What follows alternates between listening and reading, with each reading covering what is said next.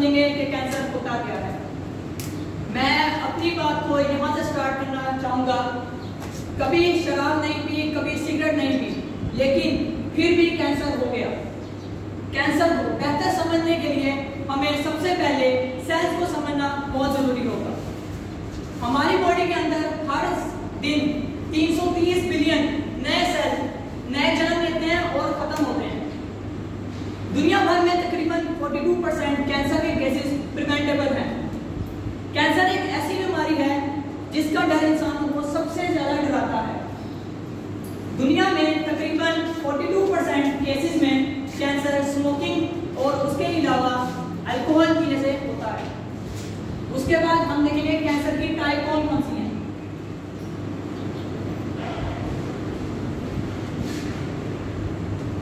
यह कैंसर किस किस तरीके के जरिए हमारी बॉडी के अंदर फैल सकता है। सबसे पहले अल्कोहल। अल्कोहल से हमारी बॉडी के अंदर लिवर कैंसर, ब्रेस्ट कैंसर और इसोफेगस कैंसर होता है।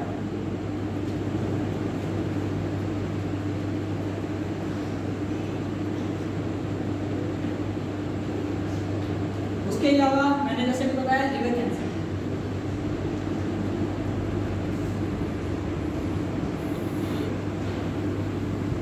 इसकी दूसरी बड़ी वजह है स्मोकिंग। स्मोकिंग से lungs cancer, mouth cancer, oesophagus cancer और थ्रोट जैसे कैंसर जन्म लेते हैं। कैंसर को समझने से पहले हमें इस बात का पता होना जरूरी है कि स्टेम सेल्स होते क्या हैं, क्योंकि स्टेम सेल्स और कैंसर इन दोनों का बहुत बड़ा लिंक है। क्या होते हैं ये स्टेम सेल्स, कोई बता सकता है? एनीवन? इससे दूसरे सेल पैदा होते हैं। ठीक है, आप किसी बात को मैं आगे लेके चलूंगा। स्टेम सेल्स ऐसे सेल्स होते हैं जो जिससे दूसरे सेल्स बनते हैं, जैसे कि हमारी बॉडी के अंदर स्किन सेल्स, उसके अलावा हमारे ब्लड सेल्स, उसके अलावा हमारे मसल सेल, टिश्यू सेल। यही वो सेल होते हैं जिनकी वजह से हमारे दूसरे सेल्स बनते हैं। Cancer cell. अच्छा, अब बात करते हैं स्टेम सेल।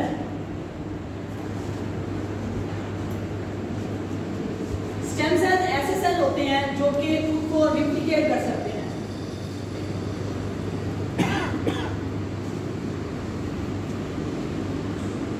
उसके अलावा रिप्लिकेशन के अलावा यही वो सेल्स होते हैं जो कि जीन रिपेयर में भी हेल्प करते हैं।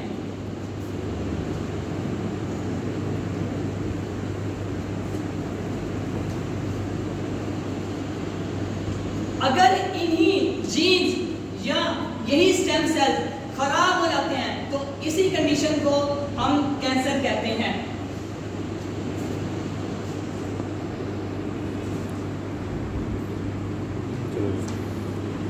उसके बाद हम देखेंगे कि म्यूटेशन क्या होती है।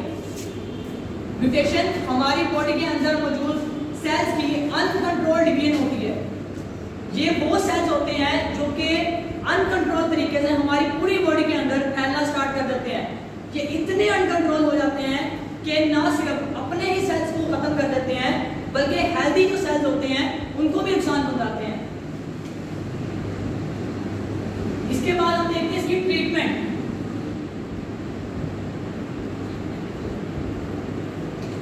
कैंसर की सबसे जो फेमस ट्रीटमेंट है उसको कीमोथेरेपी कहते हैं।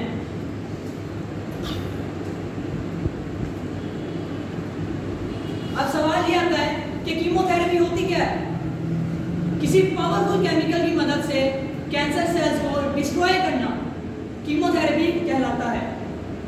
कीमोथेरेपी के दौरान जो हमारे बॉडी के अंदर सेल्स होते हैं इनकी एबनॉर्मल जो ग्रोथ होती है वो बहुत ज़्यादा बढ़ जाती है।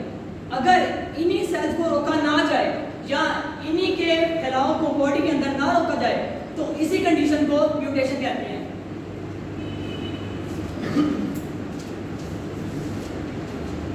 अब कीमोथेरेपी तो आप लोगों ने करवा ली। अब उसके बाद सबसे बड़ी जो प्रॉब्लम आती है कीमोथेरेपी के दौरान वो क्या होती है? इस प्रोसेस में सबसे बड़ी प्रॉब्लम ये है कि ये पावरफुल केमिकल्स हम कैंसर सेल्स को खत्म करने के लिए यूज कर रहे हैं वो हमारे उनको भी मुकम्मल डिस्ट्रॉय कर देते हैं। इस प्रोसेस के दौरान अक्सर आपने देखा होगा कि लोग गंजे हो जाते हैं। इसकी सबसे बड़ी वजह ये है कि हमारी बॉडी के अंदर जो मौजूद रीग्रोइंग सेल होते हैं, हेयर फॉलिकल सेल होते हैं, ये उनको बहुत जल्दी डिस्ट्रॉय करना स्टार्ट कर देते हैं, क्योंकि हेयर फॉलिकल ऐसे सेल होते हैं जो कि बहुत जल्दी रीग्रो करते हैं। अब इसके बाद इसके आ जाते हैं इफेक्ट। अच्छा, मैंने पहले बात की थी रिप्लिकेशन के। रिप्लिकेशन मैं आपको चलो ये भी बता देता हूँ रिप्लिकेशन होती क्या है। हमारी बॉडी के अंदर ऐसे सेल्स होते हैं जो कि अपनी तादाद को बढ़ा सकते हैं। इसकी मैं एग्जांपल लूंगा लीवर सेल्स। आपने देखा होगा अक्सर छिपकली की पूंछ कट जाती है, ठीक है, तो वो गोली से रीग्रो हो जाती है। ये वही लीवर सेल होते हैं। इसके इफेक्ट में सबसे इंपॉर्टेंट इफेक्ट आता है वोमिटिंग।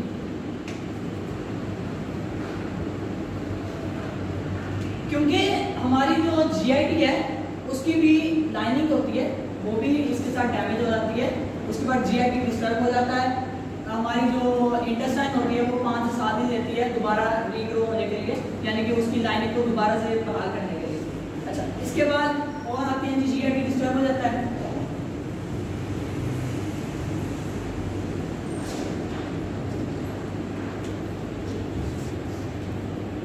उसके बाद जो डायरिया वगैरह हो जाता है। फिर येलो और red bone marrow cells cancer के ट्रीटमेंट के दौरान ये भी डिस्ट्रॉय हो जाते हैं। अच्छा, अब अगर कैंसर का हम ट्रीटमेंट कर रहे हैं और रेड और येलो जो बोन मैरो सेल्स हैं वो डिस्ट्रॉय हो जाते हैं, तो इसकी भी ट्रीटमेंट भी होनी चाहिए, ठीक है। इसकी ट्रीटमेंट भी हम करते हैं कि बोन मैरो ट्रांसप्लांट या somatic cell transplant. Somatic cell transplant उसको कहते हैं कि एक मशीन के जरिए इंसान की जो बाजू है उसमें से ब्लड ले जाता है मशीन के अंदर, उसे एफरेसिस मशीन भी कहते हैं, ठीक है। एफरेसिस मशीन के अंदर जो ब्लड जाता है उसमें सोमैटिक सेल जो है अलग हो जाते हैं और जो ब्लड होता है वो वापस डोनर की बॉडी के अंदर ट्रांसफर किया जाता है। और इसके लिए सोमैटिक सेल ट्रांसप्लांट के लिए भी हमें किसी डोनर की जरूरत होती है। 1 लाख में से एक ही इंसान ऐसा होता है जिसकी बोन मैरो सेम होता है, किसी एक इंसान से हम ले सकते हैं। इसी बोन मैरो ट्रांसप्लांट को HLA टाइपिंग के जरिए किया जाता है कि इंसान के अंदर जो सोमैटिक सेल होते हैं उसको देखा जाता है कि वो मैच कर रहे हैं। इसी को HLA टाइपिंग भी कहते हैं। उसके बाद आते हैं कि इसकी हम ट्रीटमेंट, इसकी प्रिवेंशन कैसे कर सकते हैं। इसकी प्रिवेंशन, कैंसर की प्रिवेंशन में सबसे इम्पोर्टेंट है कि हम अपनी डाइट को बेहतर करें। डाइट को बेहतर करने के लिए हमें ज़रूरत है वेजिटेबल के यूज़ का, ठीक है। हमें हेल्दी वेजिटेबल यूज़ करनी चाहिए। उसके अलावा बीन्स, नट, पीनट्स, उसके अलावा जी हम फ्रूट्स का इस्तेमाल करें, हर्ब्स का इस्तेमाल करें, मिल्क का यूज़ करें, एग्स का यूज़ करें। इसके अलावा फिजिकल एक्सरसाइज का भी बहुत बड़ा इसमें रोल होता है। जो कैंसर के पेशेंट होते हैं उनको चाहिए कि वो मुसलसल तरीके से रेगुलरली एक्सरसाइज करें, जिसके अंदर सबसे ज़्यादा इम्पोर्टेंट है कि स्विमिंग की जाए, ठीक है। उसके अलावा जी स्ट्रेचिंग की जाए, कार्डियो की जाए। ये कुछ ऐसी एग्जांपल हैं जिनसे हम कैंसर होने का रिस्क बहुत हद तक कम कर सकते हैं। शुक्रिया। कोई सवाल है किसी का? HLA टाइपिंग ये होती है, जैसे मैंने आपको पहले बताया कि ये human immuno and leukocyte antigen typing होती है, जिसके अंदर हम लोग किसी सेल्स को, यानी कि सोमैटिक सेल, किसी दूसरे इंसान के सोमैटिक सेल को हम किसी डोनर सेल जो डोनेट कर रहा है उसके साथ हम मैच करते हैं। अगर तो वो मैच हो जाता है तो वो हम उसको, यानी कि जैसे ब्लड होता है, ब्लड का हम उसका ब्लड ग्रुप सेम होना बहुत ज़रूरी है ब्लड डोनेट करने के लिए। इस तरह HLA टाइपिंग की जाती है ताकि डोनर का जो है उसको देख के और उसको सोमैटिक सेल ट्रांसफर किया जाए।